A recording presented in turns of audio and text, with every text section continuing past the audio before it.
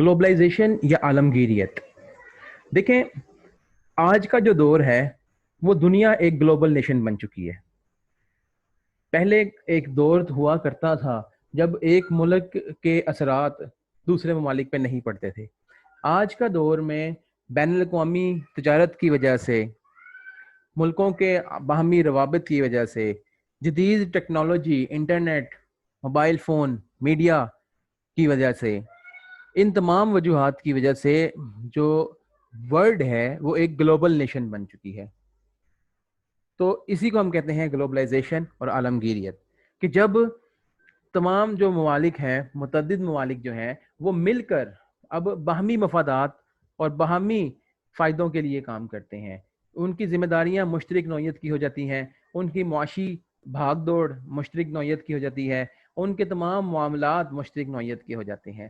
تو اس سے اگر کسی ایک خطے میں کوئی اگر برے حالات آ جائیں تو اس سے دوسرے خطے جو ہیں دنیا کے وہ بچے بغیر نہیں رہ پاتے. اسی لیے دنیا میں جب ڈپریشن آتا ہے تو اس کے اثرات باقی ممالک پر بھی پڑ رہے ہوتے ہیں. کسی ایک دو بڑی معیشتوں میں اگر ڈپریشن آئے گا تو اس کے اثرات باقی معیشتوں پر پڑ رہے ہوتے ہیں. اسی طرح اگر ایک دو بڑی معیشتوں میں انفلیشن کے ٹرینڈز ہوں گے تو اس انفلیشن کے انفلیشنری ٹرینڈز بھی باقی معیشتوں پر آٹومیٹیکلی پڑ رہے ہوتے ہیں، کیونکہ جو ورلڈ ہے وہ ایک دوسرے کے ساتھ انٹر کنیکٹڈ ہو چکی ہے. تمام ممالک ایک دوسرے کے ساتھ انٹر لنکڈ ہیں، ان تمام کے ایک دوسرے سے روابط ہیں، تمام کے ایک دوسرے سے تجارت ہے. تو اس تجارت کی بنا پر، ان روابط کی بنا پر کوئی ایک ملک جو ہے وہ آزادانہ طور پر الگ تھلگ نہیں رہ پاتا. تو تمام جو معیشتیں ہیں ان کو مل جل کر ہی کام کرنا پڑتا ہے. گلوبلائزیشن جو ہے یا عالمگیریت، اس کے جہاں کچھ فائدے ہیں وہاں کچھ اس کے نقصانات بھی ہیں. تو پہلے ہم دیکھتے ہیں گلوبلائزیشن کے فائدے کیا ہیں، اس کے بعد ہم گلوبلائزیشن کے کچھ نقصانات پر نظر دوڑائیں گے.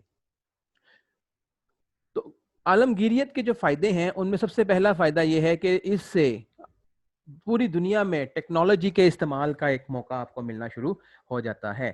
دیکھیں اگر ہم دیکھیں تو دنیا میں کچھ ایڈوانسڈ کنٹریز ہیں اور کچھ ڈیولپنگ نیشنز ہیں.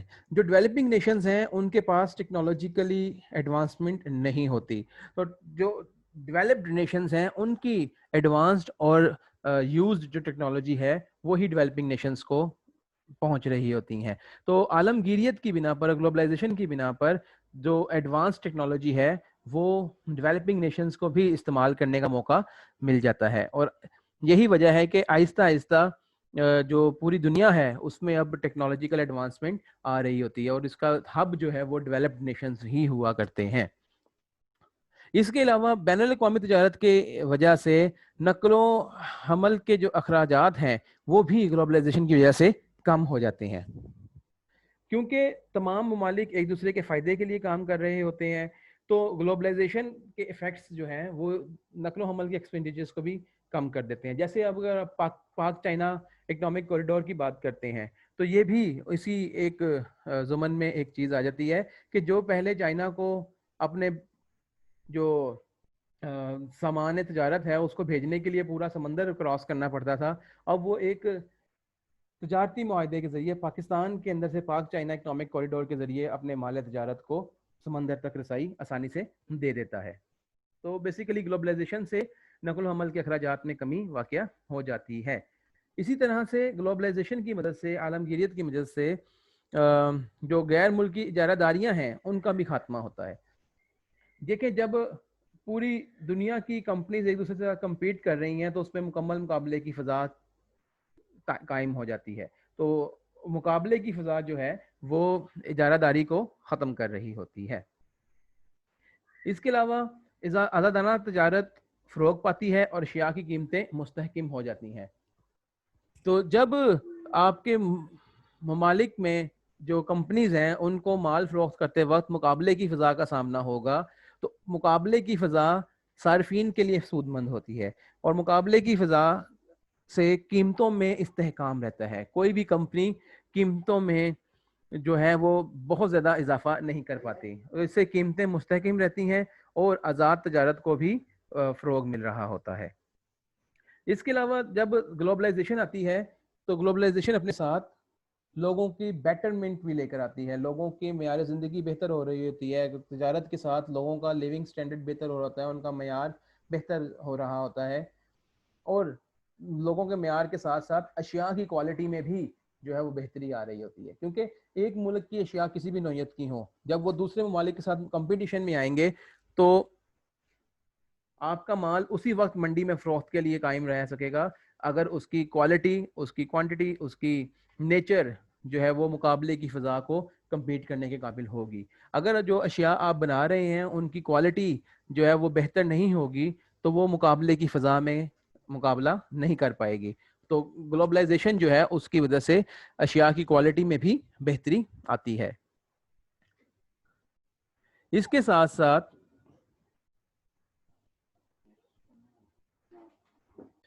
تو اس کے علاوہ جب آپ گلوبلائزیشن میں آتے ہیں تو آپ چیزوں کی جو پیداوار ہے وہ بڑے پیمانے پر کر رہے ہوتے ہیں. تو جب پیدائش بر پیمانہ کبیر پر آپ پیداوار کریں گے تو اس سے آپ کو مختلف اندرونی اور بیرونی کفایتیں حاصل ہوتی ہیں, اور یہی تخصیص کار, بڑے پیمانے پہ پیداوار کرنے کی وجہ سے جو تخصیص کار آپ کو ملتی ہے اس سے آپ کی لاگت پیدائش میں کمی آ جاتی ہے, اور وہ لاگت پیدائش کم ہونے سے آپ اس کے زیادہ فائدے حاصل کر سکتے ہیں. تو لارج اسکیل آف پروڈکشن کی بنا پر آپ کو ایکسٹرنل اور انٹرنل اکانومیز حاصل ہوتی ہیں, اس سے آپ کی پروڈکشن کاسٹ جو ہے وہ ڈیکریز کر جاتی ہے. ایک اور فائدہ جو گلوبلائزیشن کی وجہ سے ملتا ہے وہ یہ ہے کہ جی جب گلوبلائزیشن ہوتی ہے ورلڈ کے جو کنٹریز ہیں وہ آپس میں انٹر لنکڈ ہوتے ہیں, انٹر کنیکٹڈ ہوتے ہیں, وہ آپس میں تجارت کر رہے ہوتے ہیں, آپس میں ایک دوسرے کے ہاں آ جا رہے ہوتے ہیں. تو اس طرح جو مختلف ممالک ہیں ان میں دوستانہ جو ہے وہ بڑھتا ہے, ان میں بھائی چارے کی فضا میں بہتری آتی ہے, ان میں دوستی بڑھتی ہے, ان ایک دوسرے کے رہن سہن سے وہ واقف ہوتے ہیں. تو اس سے بھی جو ہے وہ جو ملکی جو حالات ہیں وہ بہتری کی طرف آتے ہیں.